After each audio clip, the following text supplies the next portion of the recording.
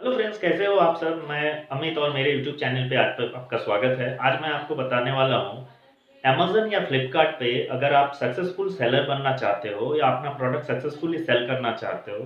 In the means आप ये नहीं चाहते कि आपको आपके अकाउंट अमेज़न या फ्लिपकार्ट की तरफ से सस्पेंड कर दिया जाए, या आप कुछ देर बाद प्रोडक्ट सेल करने के बाद आपने नोट किया कि आपने जितने सारे आपने इन्वेस्ट किया है और आपके जो प्रॉफिट अमेज़न या फ्लिपकार्ट की तरफ से पेमेंट आया है उसमें आपको नुकसान हुआ है, या आपके प्रोडक्ट की इतनी ज़्यादा रिटर्न हुई है कि आपने शिपिंग कॉस्ट और सेलिंग फीस देने के बाद आपको लग रहा है मुझे यहाँ पर नुकसान हुआ है। तो इसको आप कैसे रिकवर करोगे और क्या-क्या आपने गलती किया है, जो गलती आपको दोबारा नहीं करना है, वो सारे टिप्स मैं आपको बताने वाला हूँ। तो वीडियो को पूरा ध्यान से देखो और पूरा वीडियो देखने के बाद इसमें जो भी सारे टिप्स मैं बता रहा हूँ उसको फॉलो करना शुरू कर दो। फ्रेंड्स, अगर आप चाहते हैं अमेज़न या Flipkart, ShopClues, Myntra, Jabong, Paytm, Snapdeal, जितने भी प्लेटफॉर्म हैं, इन सब प्लेटफॉर्म पर आप लंबे समय तक अपना प्रोडक्ट बेचना चाहते हैं और आप चाहते हैं कि आपके प्रोडक्ट जो आप बेच रहे हैं उसमें आपको नुकसान ना हो, और जो आप प्रोडक्ट ऑर्डर आने के बाद कस्टमर को पैकिंग करके भेज रहे हैं उसमें उनको मिलने के बाद ज़्यादा रिटर्न ना हो। इसके लिए सबसे पहला आपका स्टेप है सही प्रोडक्ट आपको सिलेक्शन करना पड़ेगा। जी हाँ, सही प्रोडक्ट्स। सही प्रोडक्ट मीन्स आप ऐसा प्रोडक्ट सिलेक्शन कीजिए जो प्रोडक्ट में रिटर्न रेट बहुत कम है, कस्टमर सेटिस्फेक्शन रेट बहुत ज़्यादा है। कुछ ऐसे अनाप-शनाप हम प्रोडक्ट्स मार्केट से उठा लेते हैं अगर सेलर बनने के बाद, हमको लगता है ये प्रोडक्ट ₹40 का मिल रहा है, अमेज़न पे 400 में बिक रहा है, तो इसको उठाओ और बेचो। लेकिन हम कभी ये नहीं ध्यान देते कि ₹40 का जो प्रोडक्ट्स है उसकी क्वालिटी क्या है और इसको हम 400 में बेच रहे हैं। नो डाउट आज के टाइम में कोई भी इतना बुद्धू नहीं है कि आप ₹40 का सामान 400 में बेच दोगे, तो वो मिलने के बाद वो रिटर्न नहीं करेगा। तो इसलिए जो प्राइस का भी एक बैलेंस है ये आपको ध्यान रखना पड़ेगा, और ₹40 का अगर आपका प्रोडक्ट है तो उसका सेलिंग प्राइस भी आप उस हिसाब ही से फिक्स करो कि इसका ₹180 जिससे अमेज़न का सेलिंग फीस है, शिपिंग कॉस्ट है, वो निकाल के आपको ₹20-30 बचे। तो आप जितने सस्ते में प्रोडक्ट बेच रहे हो उसको ज़्यादा प्राइस में बेचने की मत कोशिश करो, एक बैलेंस रखो, क्योंकि जब कस्टमर के पास प्रोडक्ट डिलीवर होता है वो क्या करेगा, उस प्रोडक्ट को देखने के बाद अगर उसको लगेगा नहीं ये बहुत ज़्यादा रेट का है, प्रोडक्ट बहुत लो क्वालिटी है, तो नो डाउट रिटर्न करेगा। और जैसे ही कस्टमर रिटर्न करेगा क्या होगा, अमेज़न वाले जो सेलिंग फीस है, कोई भी प्लेटफॉर्म है जो सेलिंग फीस गया वो ले लेगा, शिपिंग कॉस्ट जो गया है आने जाने का वो भी आपके अकाउंट से माइनस होगा। दैट मीन्स आप नुकसान में रहोगे।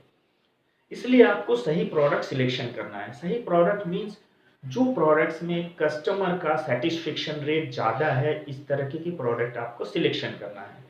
इस तरह के प्रोडक्ट्स कम दाम में भी हैं, मीडियम प्राइस में भी हैं, हाई रेंज में भी हैं। लेकिन अगर आप नए ऑनलाइन सेलर हो तो मैं आपको सजेस्ट करूंगा आप कम बजट में लो प्राइस वाले प्रोडक्ट सेल करो। लेकिन ध्यान रखो जो प्रोडक्ट आप बेच रहे हो वो क्वालिटी अच्छा होना चाहिए। इससे क्या होगा, कस्टमर को प्रोडक्ट मिलने के बाद रिटर्न कम करेगा, जितना रिटर्न कम होगा आपके नुकसान उतना कम होगा। दूसरी बात है, अगर कस्टमर को प्रोडक्ट मिलने के बाद कस्टमर रिटर्न ज़्यादा करता है तो अमेज़न वालों के पास या कोई भी ऑनलाइन प्लेटफॉर्म जो है उनका सिस्टम ऐसे बना है कि जितना ज़्यादा रिटर्न होगा ना वो लोग क्या करेंगे, आपकी जो लिस्टिंग है उनकी वेबसाइट पे आपकी जो प्रोडक्ट दिख रही है ना उसका विजिबिलिटी कम होने लगेगा, धीरे धीरे आपका जो लिस्टिंग है नीचे आता रहेगा। कोई भी अमेज़न पे आया ना अगर वो सर्च करा तो मान लीजिए कि आपने शूज़ शूज़ बेच रहे हो, तो नो डाउट शूज़ तो आप अकेले नहीं बेच रहे हो, आप जैसे हज़ारों सेलर हैं। तो आपका जो पहले क्या नॉर्मल था, आपका प्रोडक्ट अच्छा क्वालिटी का था, कस्टमर को मिलता है, अच्छा रिव्यू दे रहा है, तो अमेज़न वाले क्या करते हैं उनका सिस्टम्स के हिसाब से वो धीरे-धीरे और ऊपर जाते रहता है। कोई भी आता है तो उसको आसानी से शूज़ टाइप करेगा तो मिल जाएगा। लेकिन अगर आपका रिटर्न रेट ज़्यादा रहा ना तो उनके सिस्टम के हिसाब से आपका प्रोडक्ट धीरे-धीरे नीचे जाता रहेगा, और एट अ टाइम अगर यही चीज़ कंटिन्यू 3 महीना 30 डेज़ चला तो मेरे तो जहाँ तक अंदाज़ा है अमेज़न वाले आपके अकाउंट को सस्पेंड कर देंगे और उस सिचुएशन में आप कुछ कर नहीं पाओगे। दूसरा पॉइंट ये है फास्ट शिपिंग।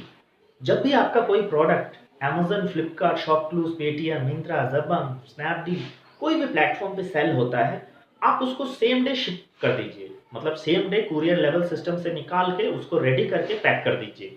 और अगर कूरियर वाला सेम डे कलेक्ट कर ले जाता है, तो क्या होता है इनकी जो पोर्टल है अमेज़न या फ्लिपकार्ट या जो भी है, इनके पोर्टल में आपका परफॉर्मेंस ग्रो करने लगता है। सिस्टम में दिखाता है कि आप बहुत सीरियस हैं, इनको लगने लगता है कि आप सीरियस सेलर हैं और आप सीरियसली बिज़नेस कर रहे हैं। तो क्या करते हैं ये लोग, अगर ऐसा कंटिन्यू आपका 30 डेज़ चला ना तो ये आगे जाके क्या करेंगे, आप ही के प्रोडक्ट को प्रमोट करना शुरू कर देंगे। जैसे आप देखते होंगे, हम लोग गूगल में कहीं कोई कुछ भी ढूंढ रहे होते हैं मोबाइल, उसका देखेंगे अमेजन का ऐड चलने लगता है। अमेजन तो खुद का कोई प्रोडक्ट बेचता नहीं, तो नो डाउट किसी का ना किसी का प्रोडक्ट वो प्रमोट करता है। तो अगर उसको लगेगा कि आप सेम डे शिप कर रहे हो और कस्टमर को मिलने के बाद जल्द, हालांकि आप सेम डे जैसे ही कर रहे हो तो कस्टमर को जल्दी मिल रहा है, तो कस्टमर भी अच्छा रिव्यू दे रहा है, तो ये पोर्टल अमेजन या फ्लिपकार्ट इनको लगने लगेगा आप सीरियसली बिजनेस करना चाहते हो, तो ये आपके प्रोडक्ट को प्रमोट करने लगेंगे। और आप विश्वास करो, दिन में आपको 10 से 20 गुना ज्यादा सेल मिलेगा। जी हाँ, 10 से 20 गुना ज्यादा सेल मिलेगा। ध्यान रखिए, अमेजन पे जाके अगर मैं शूज टाइप करूं तो हजारों सेलर की वहां पे शूज हैं, लेकिन अमेजन सबका प्रोडक्ट प्रमोट नहीं करता, उसमें से कुछ सिलेक्टेड सेलर का ही प्रोडक्ट प्रमोट करता है। पता है क्यों? मतलब उनके सिस्टम के हिसाब से वो देखते हैं, अगर आपका प्रोडक्ट फास्ट शिपिंग है, सेम डे अगर आप शिप कर देते हो, कस्टमर्स का सेटिस्फेक्शन रेट अच्छा है, कस्टमर अच्छा रिव्यू दे रहा है, तो उसको वो प्रमोट करेगा। तीसरा ऑप्शन है ब्रांडेड पैकिंग मटेरियल। हम लोगों ने एक बात तो सुना होगा, first impression is the last impression. तो जो पहले दिखता है वही इंप्रेशन लास्ट में भी बने रहता है। इसीलिए अगर आप अमेजन या फ्लिपकार्ट या कोई भी मार्केट प्लेस पे प्रोडक्ट बेच रहे हैं, तो इनकी वेबसाइट पे जाइए, जाकर पैकिंग मटेरियल आप प्रिंटेड पैकिंग मटेरियल, जो कंपनी, अगर एग्जांपल आप अमेजन पे प्रोडक्ट बेच रहे हैं तो अमेजन पे जाके अमेजन का पैकिंग मटेरियल जिसमें अमेजन लिखा हो, वैसा आपके हिसाब से, अगर आपको बॉक्स चाहिए कोरोगेटेड बॉक्स तो बॉक्स मंगवा लीजिए, प्लास्टिक कवर चाहिए तो आपके साइज, प्रोडक्ट के साइज के हिसाब से वो मंगवा लीजिए, सेलो टेप मंगवा लीजिए, जिसमें जिस ब्रांड जिस वेबसाइट पे आप प्रोडक्ट बेच रहे हैं उस कंपनी का नाम प्रिंटेड होना चाहिए।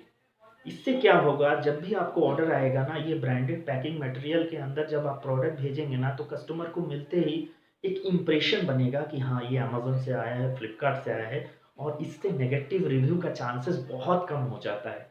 तो आप ब्रांडेड पैकिंग मटेरियल पे भी ध्यान रखिए। इसके अलावा मैं और भी कुछ वीडियो लाने वाला हूँ जिसमें आपको और भी कुछ टिप्स दूंगा कि आप अपने ऑनलाइन सेलिंग को, या ऑनलाइन जो आप सेल कर रहे हैं पोर्टल पे, इसको और कैसे सक्सेसफुली करें, कौन से कुरियर सर्विस यूज़ करें, कितना चीप में होगा, इसके ऊपर भी मैं वीडियो बनाऊंगा। इसलिए मेरे चैनल को सब्सक्राइब कर लीजिए, और अगर आप नए हैं तो कमेंट करके हमें बताइए कमेंट बॉक्स में। और अगर आपके पास कुछ ऐसी समस्या है जो मेरे वीडियो में मैं नहीं दिखाया पाया हूँ, काइंडली मुझे कमेंट बॉक्स में कमेंट करके बताइए, मैं उसके ऊपर भी पूरा रिसर्च करूंगा और उसके ऊपर भी आपको एक वीडियो बना के जरूर दूंगा।